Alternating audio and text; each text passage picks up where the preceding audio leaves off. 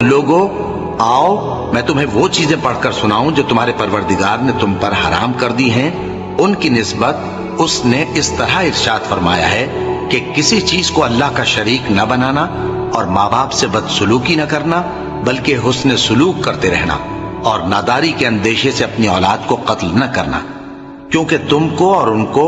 ہم ہی رزق دیتے ہیں. اور بے حیائی کے کام ظاہر ہوں یا پوشیدہ ان کے پاس نہ پھٹکنا اور کسی شخص کو جس کے قتل کو اللہ نے حرام کر دیا ہے قتل نہ کرنا مگر جائز طور پر یعنی جس کا شریعت حکم دے. ان باتوں کی وہ تمہیں تاکید کرتا ہے تاکہ تم سمجھو. اور یتیم کے مال کے پاس بھی نہ جانا مگر ایسے طریق سے کہ بہت ہی پسندیدہ ہو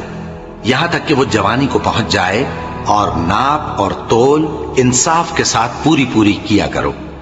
ہم کسی کو ذمہ دار نہیں بناتے مگر اس کی طاقت کے مطابق اور جب کسی کی نسبت